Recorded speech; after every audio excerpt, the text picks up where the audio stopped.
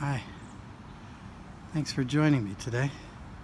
My name is John Thomas Dodson, and this is a program called Free to Play. And I'm in a park not too far from where I live. And I came here because there's something I want you to see. Just on the other side of this hill, there's a special place filled with wisdom. And I'd like to go explore what lessons it might hold for us.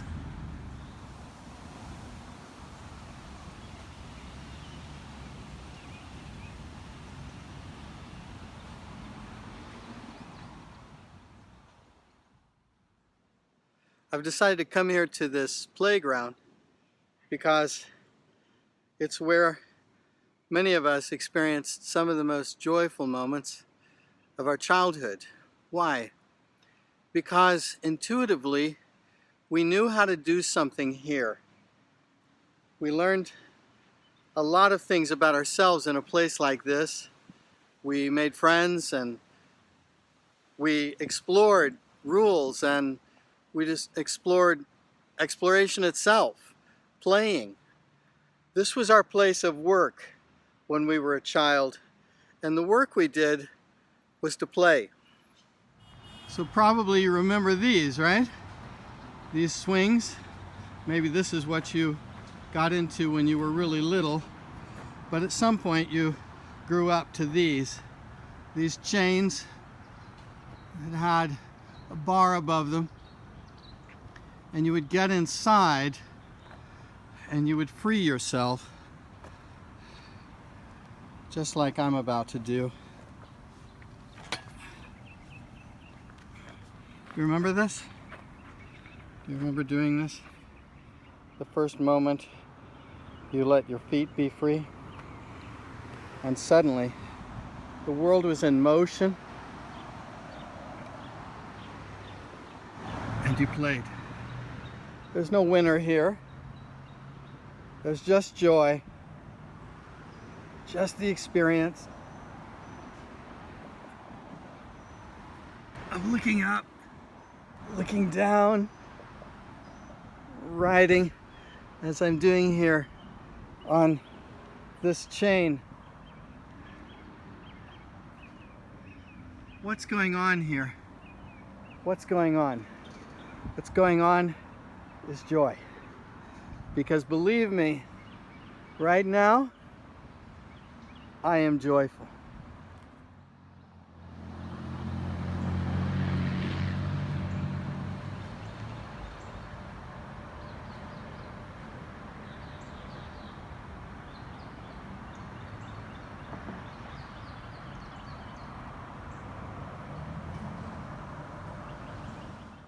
So I know as a musician, you're already creative.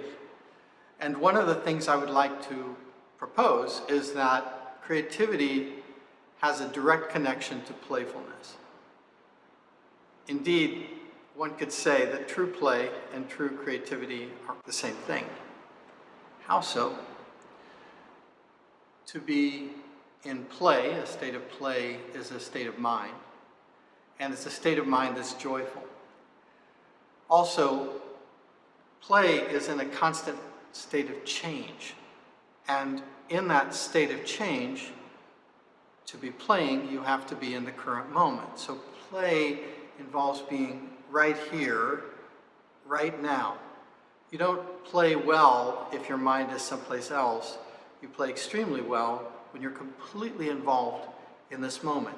Time has a way of drifting off the screen, and the thing that's left is what they call flow, right? It's just you being completely present. So these are qualities that make us playful.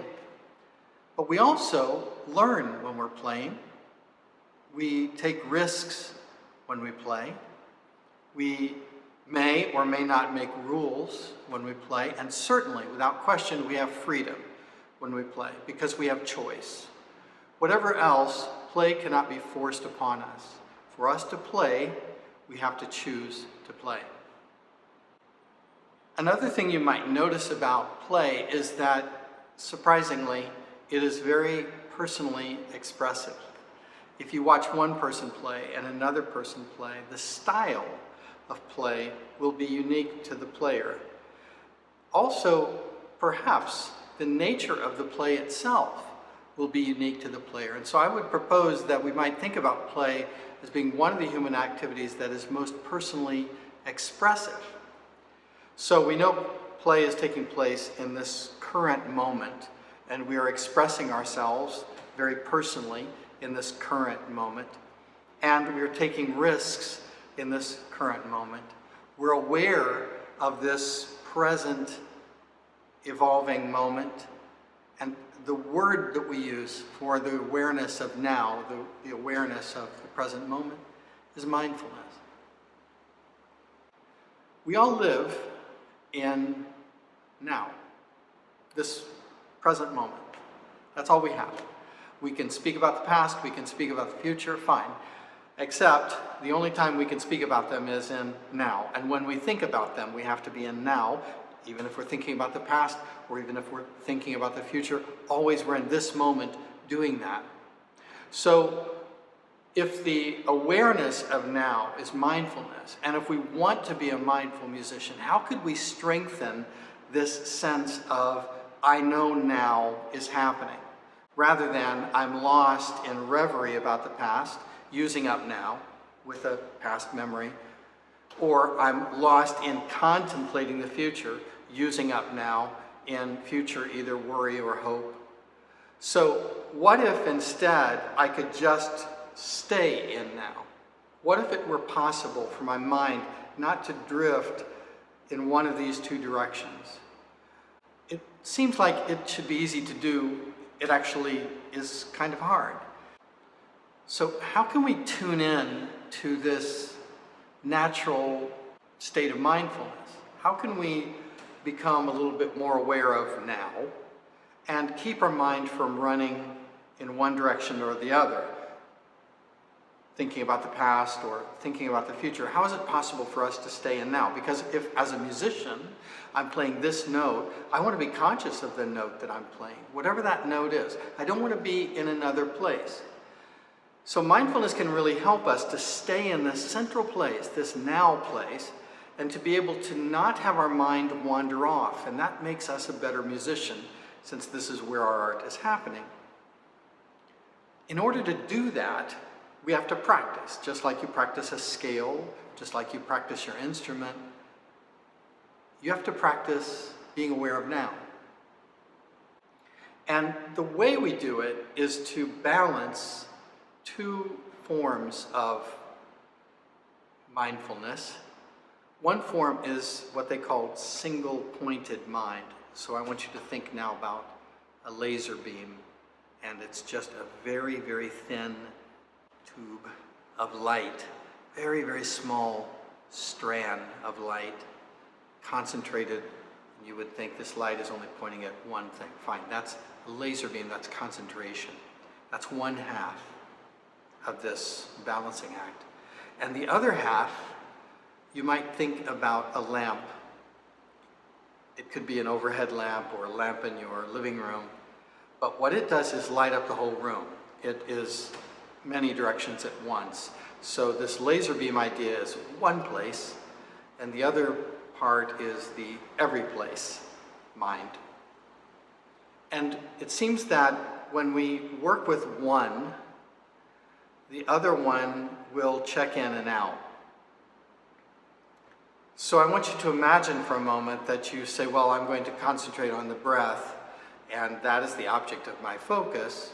Everything I'm going to do is about breath. But now, as I go to do it, it may be that periodically my mind needs to remind me, hey, you're focusing on the breath. Remember the breath. And these are the balancing forces at play when we're trying to strengthen mindfulness. Both of these ways stay in now, except that, frankly, when we try to practice this, now seems to leave all the time, especially when we're beginning this. We find it's not so easy to do. So the practice that I want to teach you is called Anapana, It means a breath meditation, very simple. You simply breathe. You breathe naturally and normally. And to do this, I want us to start with an awareness of the posture. Nothing funky here at all. Just allow yourself, if you're sitting, to sit up straight. So you're raising your back, you're taking control of your posture. You think for a minute about your head to just get it in a balanced place. Nothing funny, you just don't want it here and you don't want it back there. You want it in a nice, natural place. And so I want you to close your eyes for a moment and close your mouth for a moment. What happens? Naturally, the air begins to flow through the nostrils. And there's nothing special about this at all. As a matter of fact, I would ask you, don't change a thing. All you're doing is watching. You're becoming aware of this breath that has been here throughout your life, and it's been there through every now that you've experienced. But right now, you're using that breath as an object of your attention. This is where the single-pointed mind will point. But not just on the breath. You're going to find inside the nostril some place you can feel. It's a bit of a touch meditation. You're going to feel the air going by that place. And then just settle your mind in that spot. Can you feel that? Once you do, you say, okay, that's going to be my location for this laser-like focus, single-pointed mind. And I'll watch the air. Why don't we just choose going out? Every time you exhale, you'll look for that air. So you lock in on that place. You don't hold too tight, and you don't hold too loosely. You just let it go in and out of the nostril, and you keep the mind settled in this place. So let's just give ourselves a few seconds to watch the breath and hold it in place for as long as you can. Not too tight.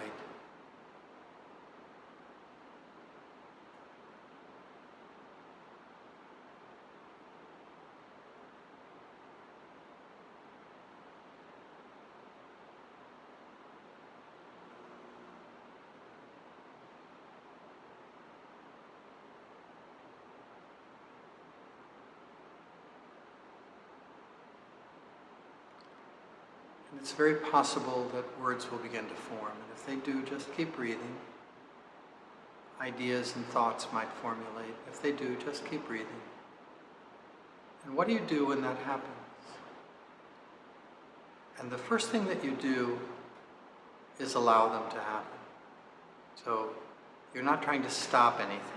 I said you were observing, so you're just watching. And a thought has come up.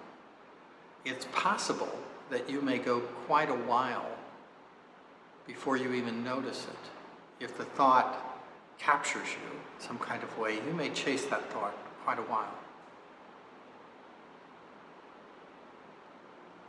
So that's when the lamp kicks in.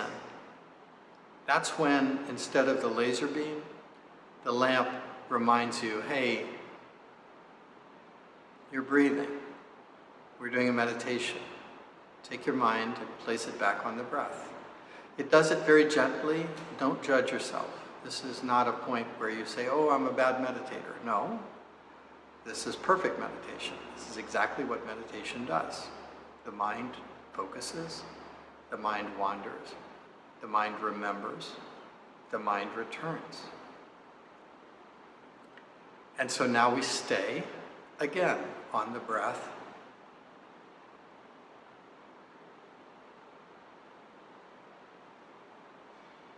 And it's very possible that words begin to form again. And what do? We do this again. We notice. And after taking note, we might even label it thinking. And then we just return to the breath again without any kind of judgment, without any emotional response. We're simply watching, and we watch again. We return to the breath. And if the mind wanders away, we take it back again. This is where patience is so critical, because This will happen in your lifetime if you engage in this practice, literally thousands of times, tens of thousands of times. And each time, we do the same thing. We don't judge, we don't self-attack, we just notice it. Whenever the lamp part of us, the awareness, kicks in and says, hey, your mind wandered, return to the breath. And then we do it again, and again, and again. And this may seem so inane, so ridiculous, but actually, this is the first practice where you take ownership of now and your experience of now in mindfulness. And this is why it is a foundational meditation. Anapana is the first meditation that you can learn and that you can use it every day the rest of your life. I do Anapana literally every day, and now you know it too. And this may be something that you find is very useful to do before you practice, and certainly before you perform. But I encourage you to do it not only associated with your musical time, but just maybe when you wake up in the morning, give yourself a few minutes of Anapana. It's a wonderful centering exercise. It's a great meditation to just calm yourself and your mind and place the mind, begin to clear out this chatterbox of a mind. They literally call it monkey mind. And so instead of having this mind that is like a monkey running through a forest, grabbing at every thought branch that comes along, we suddenly have this kind of gradually calming mind, clearing up. One of the metaphors that's commonly used is, it's as if you're looking down at a lake that's been churning with water, and as you go through these meditation practices, the water begins to settle down, and the mud that's not allowing for much clarity begins to go to the bottom of the lake, and you can begin to see through the water, and that beautiful clarity allows you to see something that you couldn't have seen when all of the mud is in the water, which is this incredible transparency. That's the thing that jumps at you as you go through this practice. So now you know, Anapana, and our work in mindfulness has begun. So the theme of this program is freedom to play. And that means we have to be free, and we also have to develop an awareness of what it is to play and to practice that. And to be free, we may have to break free of some things that hold us back from being truly free to play. So old beliefs will focus first on identity. Who am I? And what is possible for me? What are my capacities? If I work like crazy and I develop myself fully, what does that actually mean? And do I really believe that? When I think about who I am, and I think about what I believe about myself, I probably think that this opinion is my own. But I found a sentence in a book on mindfulness by an amazing woman named Ellen Langer. She was on the faculty of Harvard, and she was a research scientist in the area of mindfulness before that was cool. She was really amazingly ahead of her time kind of person. She wrote a book on mindfulness, and in it, it had a sentence. And when I read this sentence the first time, it jumped at me because I thought, this captures what artists experience all the time. So here's the sentence. Most of our views of ourselves, of others, of presumed limits regarding our talents, were mindlessly accepted by us at an earlier time in our lives. So I want to say that again and just take that in. Most of our views of ourselves, what I think about myself, what you think about yourself, and maybe the opinions we have about others, most of the things about my presumed limits, most of the things about my level of talent, those things were mindlessly accepted. I didn't stop and examine them, they just kind of came into my mind, and I accepted them at an earlier time in my life. Most of our views of ourselves, of others, and of presumed limits regarding our talents were mindlessly accepted by us at an earlier time in our lives. Where did we arrive at those opinions? Maybe we inferred them from a parent, from a teacher, from someone who was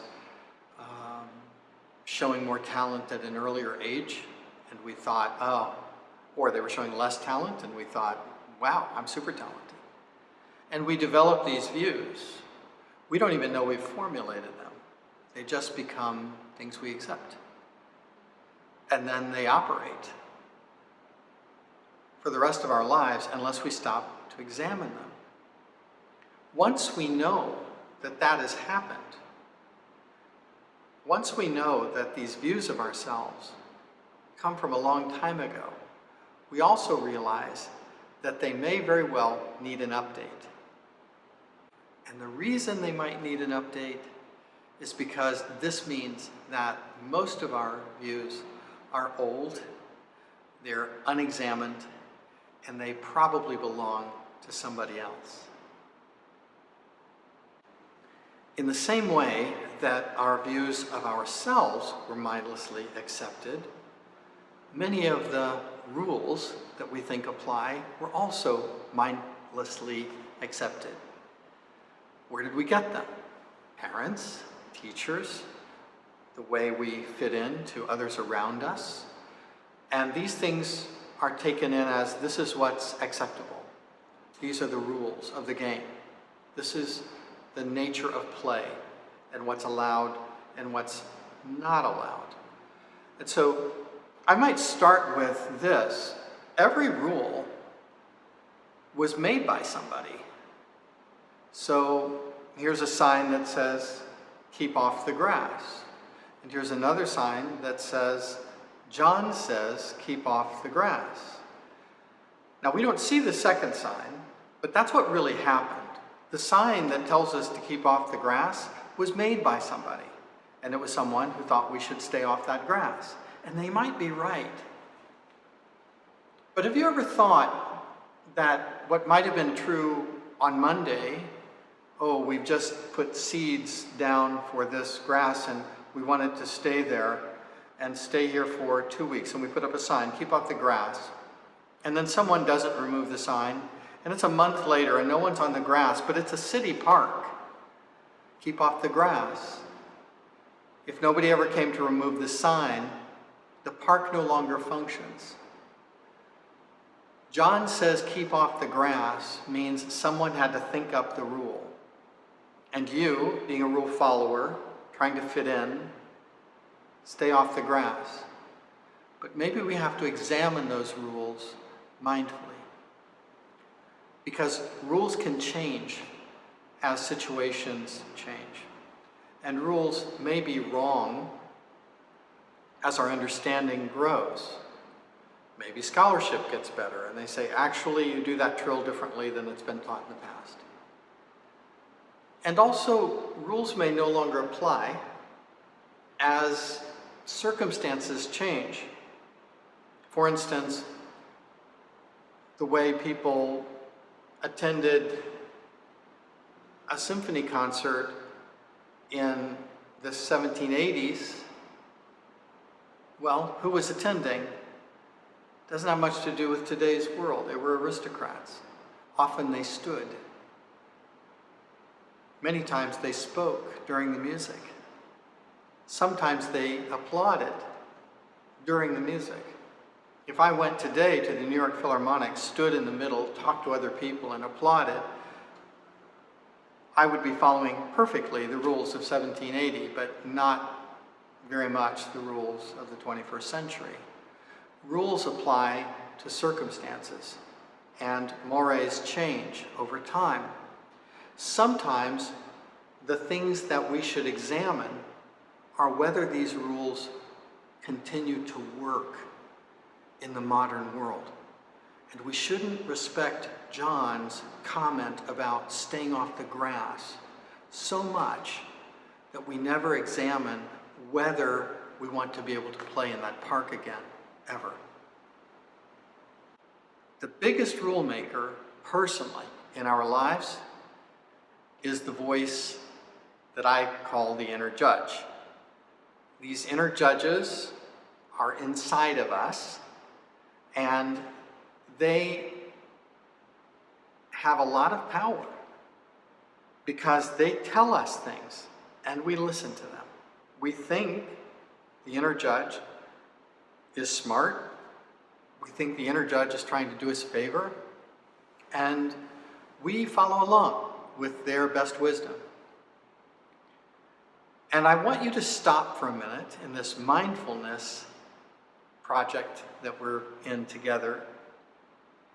And I'd like for you to contemplate the inner judge. So let's just do a moment of anapana. Let's just connect to that breath. You can half close your eyes or fully close your eyes if you want to. Close your mouth. Notice the location of the breath as it goes through the nostrils, just enough to tune in. Now we're in now. This breath. Coming in, going out. Our mind settles a little bit.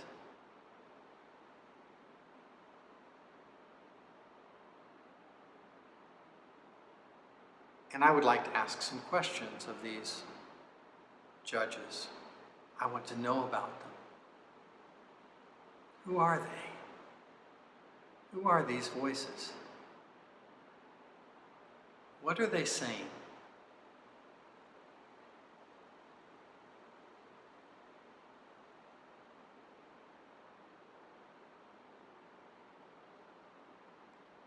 Has the inner judge ever said anything new to you, or does it say the same thing in different forms over and over again?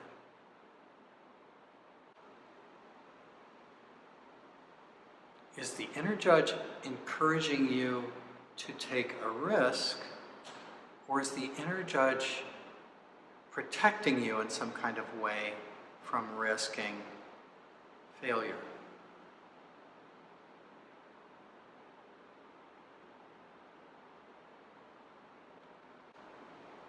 If I assume, for the purpose of this contemplation, that the goal of the inner judge is to try to help me, what possible motive could the inner judge have?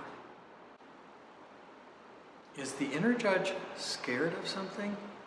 And if so, what do they fear? Does the inner judge want me to do something? Or does the inner judge want me not to do something?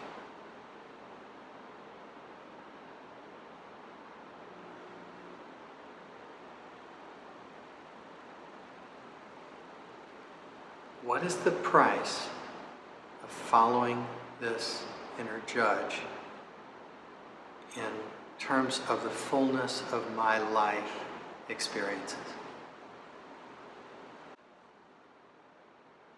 Now I want to talk for a moment about these inner judges with you. Right now there's a lot of research going on about what happens in the brain. And we can do things we couldn't do even a decade ago, some things we couldn't do 5 years ago.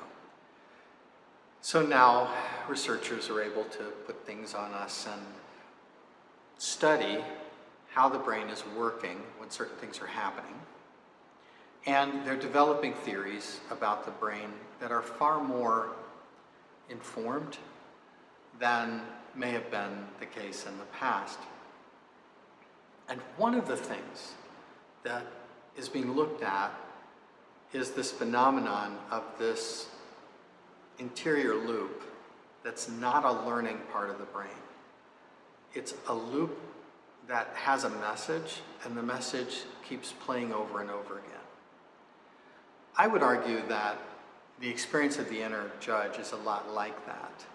It's not a learning portion of the brain.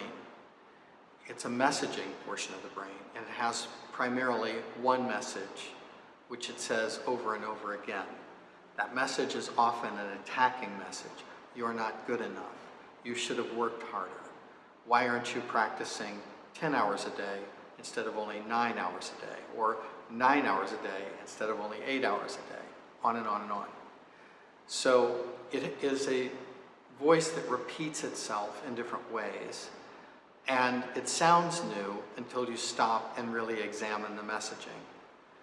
Once you know that this part of the brain isn't changing, you also know it's not playful, because one of the primary qualities of play is to be in the current moment, which is constantly changing. So this means this is not a playful partner. The inner judge is stable and even to the point of being stuck. It's an old view that's never going to tell you anything new. Why is it here? Well, if the inner judge is part of the ego that fears that you might, when you try something new, fail at it, then what it wants to do is to keep you from experiencing that failure. What's the one way that it can do that? And that way is to ask you not to play at all. So the goal of the inner judge is basically to shut down your play. It doesn't know that. It thinks the goal is to protect you from harm. But the experience of living is the experience of engaging in risk and growing. And if the inner judge can't learn that you're no longer this super young, helpless being, that you've since developed and you have new skill sets, it doesn't have anything new to tell you. And since it can't tell you something new, it can't help you in this part of the road. So you can accept that there's going to be this voice that's going to keep saying the same stuff. As long as you can say, hey, inner judge, you haven't learned anything in a really, really, really long time. And I'm not the person you still think I am.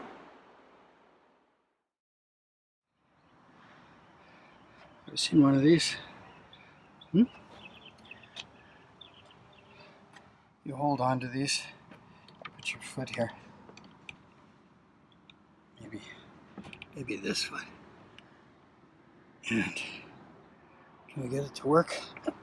Can you see it? I guess you can. Going up through here. I think I can do it. Let's try it.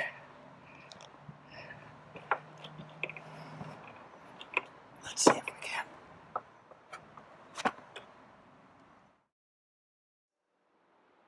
The next barrier to creativity that we have is sameness. We call it routine, right? It's the work of the artist done every day. Coming into the workshop as a repetition and finding ourselves getting stuck and hooked by the pattern of this, by the going to what we're familiar with and repeating.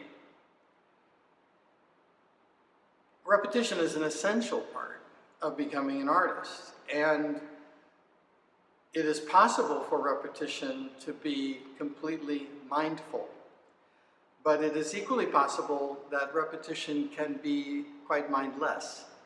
And I would argue that most of the time, for many developing musicians, it is. And that's a great danger to you as an artist, because you begin to train yourself not just in repeating something, but in checking out while you're making music. And our goal is to do the opposite of that, is to check in while we're making the music. What we want to do is to be completely present in whatever we're doing. We want to be aware of now, of the unfolding now. So when we practice a scale, let's say, it's easy to check out. I know the fingering of the scale, I know how to play it, And I want to develop a certain automation. We even have words for it, of muscular memory. Fine. Muscular memory can happen without becoming mindless.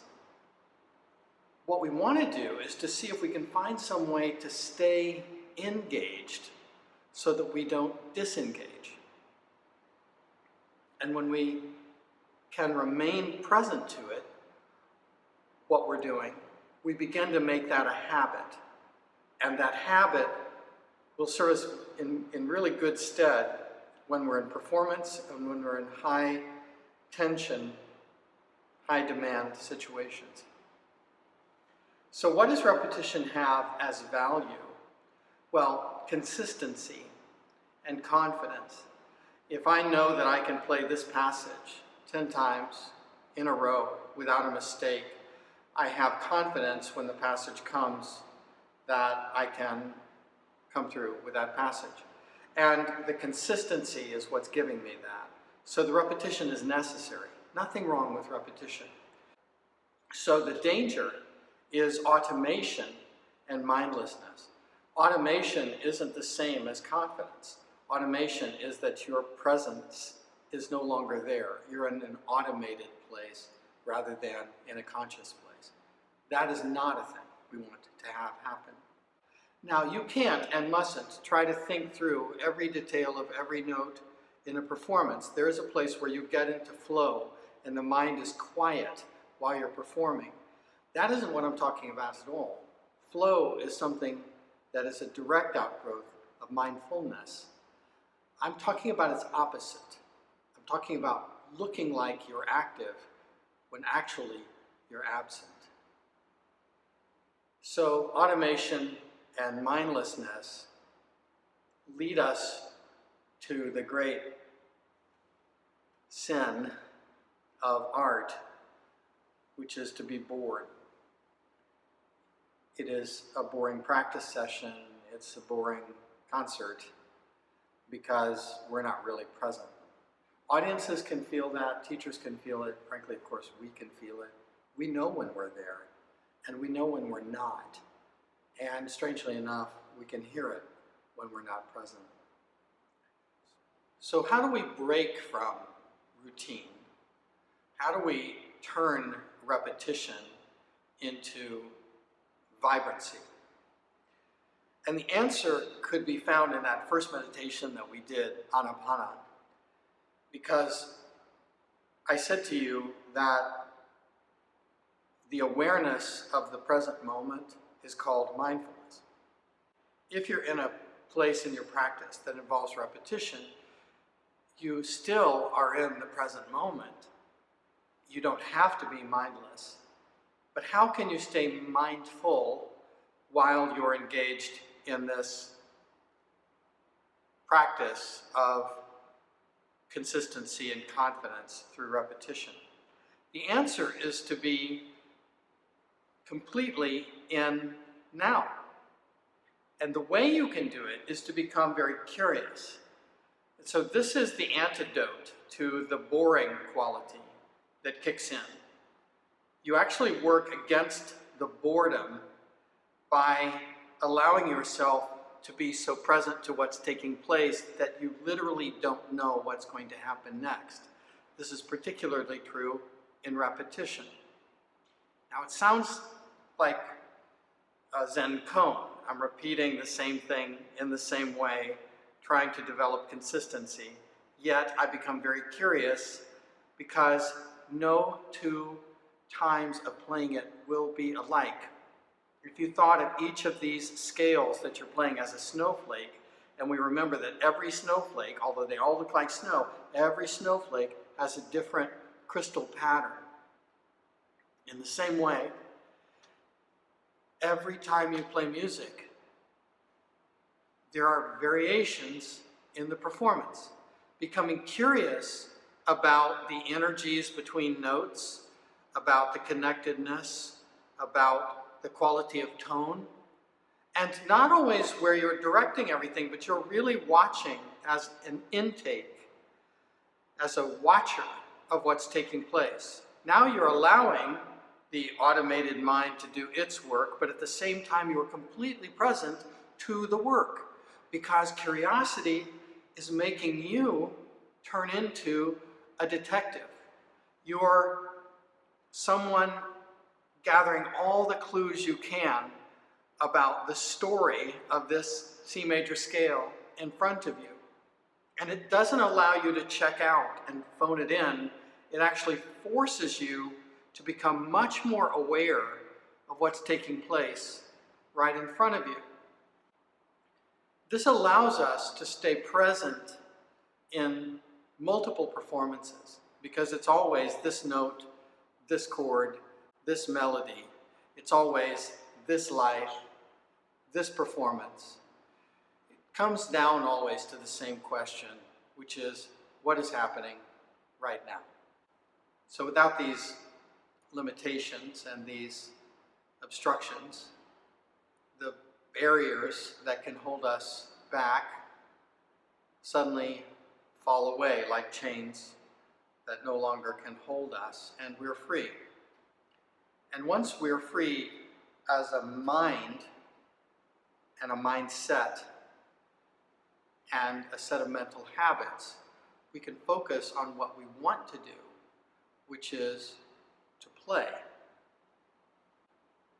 So the next time we're together, we'll be talking about how to become playful, how to become more playful, how to keep the play going on, how not to get bored with the play, how to play well with others, how to take joy in our play, and how to take joy in the play of other people. How to take what we have and to give it away, and how to receive the gratitude with a pure heart from those who have received our gifts. I look forward to this next session together. Thank you for being with me today. See you next time. You might remember this too. You walked up a little stair place. You remember? Higher and higher.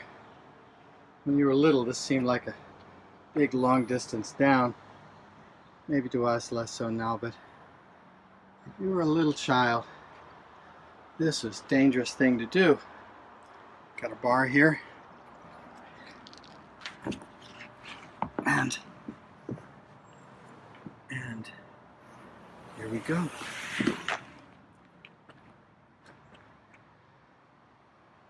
Courageous stuff to go down a slide.